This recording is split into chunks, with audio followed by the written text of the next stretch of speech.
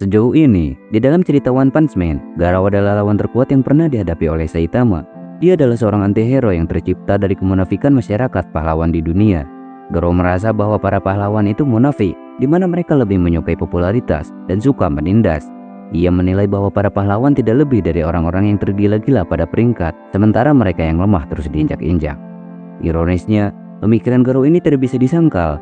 Kita melihat bahwa banyak dari pahlawan di kelas C, B, dan A terjerat dalam kemunafikan. Mereka terlalu terpaku pada citra publik dan peringkatnya sendiri, hingga mencapai ke titik di mana mereka semua menjadi brengsek yang sombong. Dan Garou mengambil sikap perlawanan. Ia bertarung untuk yang tertindas, yang kalah, yang diabaikan, anak-anak yang tidak populer, dan bahkan monster. Warning, pembahasan ini mengandung spoiler untuk anime dan sebagian dari manga One Punch Man.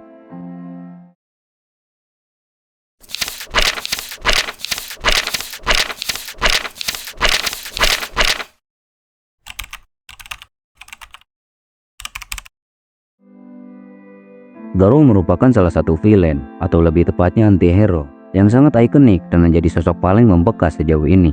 Sebagai murid dari Silver Fang, Garou memang memiliki kemampuan fisik di atas rata-rata, dan kemampuannya dalam mengolah seni bela diri mengantarkan ia menjadi murid atau mantan murid nomor 1 di dojo Bang. Namun di atas itu semua, kemampuannya untuk beradaptasi dengan rasa sakitlah yang membuatnya mampu terus berevolusi hingga menjadi sosok monster yang ia kagumi. Garou telah sejak lama merasa tidak puas dengan sosok hero atau pahlawan yang menurutnya penuh dengan kemunafikan, yang menyembunyikan keinginan egoisnya melalui kata-kata, menegakkan keadilan. Sejak kecil Garou memang mempunyai obsesi terhadap monster. Saat dia menonton kartun tentang pahlawan dan penjahat, ia bertanya-tanya mengapa pahlawan selalu menang apapun situasinya. Hal ini terlebih lagi terjadi ketika ia sering menjadi bahan intimidasi oleh anak-anak populer di sekolahnya, terutama oleh seorang anak yang bernama Tachan. Mereka atau Tachan seringkali memaksa Garou untuk berperan sebagai monster dalam permainan pahlawan, di mana Tachan, sang Justice Man, akan selalu berhasil mengalahkannya. Garou sebenarnya tidak pernah mengeluh ketika menjadi monster. Justru seperti yang disebutkan tadi, ia mengagumi mereka. Tetapi ketidakadilan atau ketidaksetaraan yang terpampang di depan wajahnya lah yang membuat ia membenci mereka, orang-orang populer. Garou membenci orang-orang populer karena ia merasa bahwa popularitas selalu menghasilkan kemenangan. Garou memperhatikan betapa semua orang menyukai Tachan dan malah membencinya, yang padahal di banyak situasi, Tachan merupakan pihak yang salah. Namun tetap saja, pada akhirnya Garou lah yang selalu menanggung hukuman.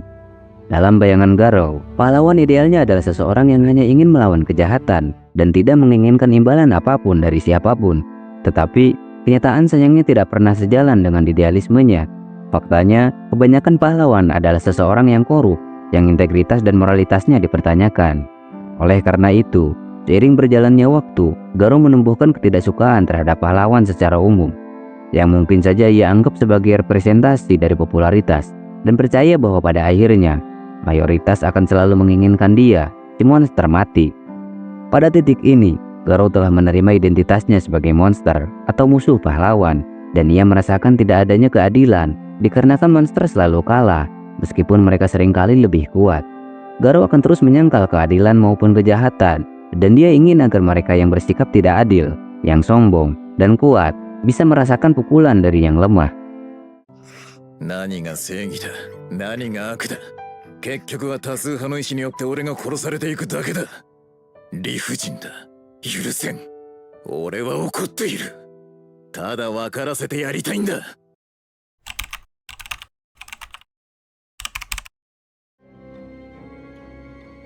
Sebagai seseorang yang luar biasa, Garou memancarkan aura penuh kepercayaan diri dan hasrat balas dendam yang membara yang dipicu oleh rasa benci yang dalam terhadap para pahlawan, dan obsesinya mendorongnya hingga ke ujung kegilaan. Garou merasa bahwa pahlawan sudah tidak ada harapan, sehingga ia ingin menjadi monster yang membuatnya menjelma menjadi hero hunter atau pemburu pahlawan. Dari sini, Garou terus mempromosikan dirinya sebagai monster. Dia bahkan berkata bahwa ingin berlatih selama ini dikarenakan ia mengagumi monster. Tetapi berbeda dengan monster pada umumnya, Garou memusuhi semua pihak, baik monster maupun manusia. Dia tidak peduli apakah mereka pahlawan ataupun penjahat.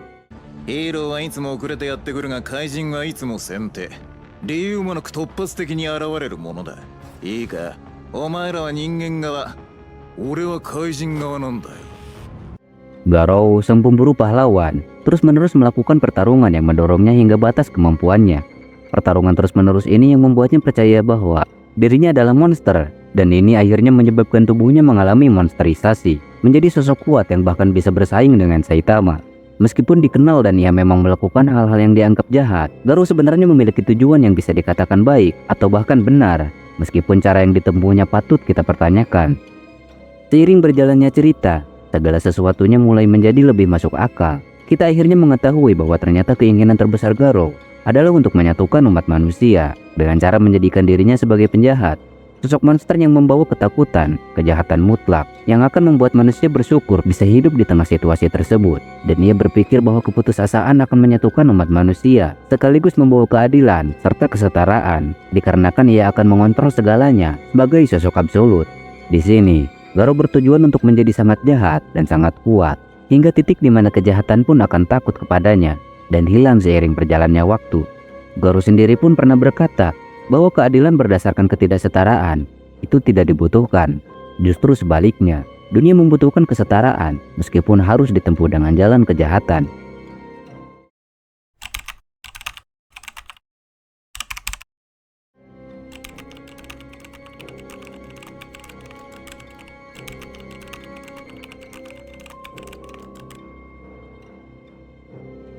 Satu hal yang menjadi ciri khas dari Garou adalah keinginan atau tekad untuk tak terkalahkan.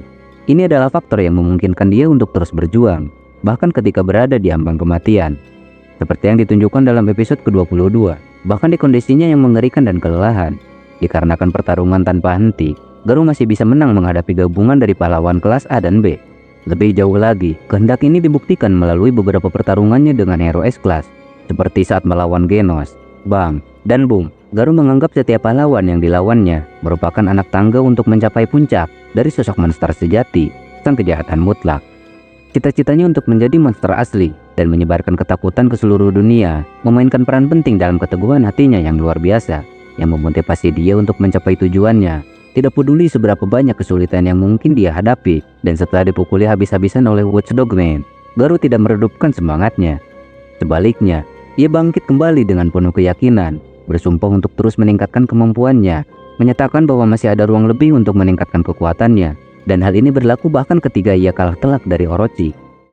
Mentalitas seperti inilah yang membuat dirinya mampu menjadi sosok yang tak tergoyahkan, yang di kemudian hari, ia bahkan mampu mengalahkan semua superhero yang ada di bumi, tentu saja kecuali Saitama. Kita melihat di chapter 165, di saat ia frustasi karena tidak bisa mengalahkan Saitama, dan God kala itu menawarkan kekuatan kepadanya. Garou tetap tidak tertipu dan tak ingin dikendalikan. Padahal saat itu, Garou melihat Saitama sebagai perwujudan dari ketidakadilan, dikarenakan ia terlalu kuat, bahkan untuknya yang terus berevolusi. Garou menganggap kalau ini tidak adil, dikarenakan ia menganggap bahwa semua usahanya itu hancur hanya karena satu orang, sosok santai yang tidak bekerja keras. Setelah pembahasan kita sejauh ini, bisa disimpulkan bahwa Garou tidak bisa dikatakan jahat sepenuhnya.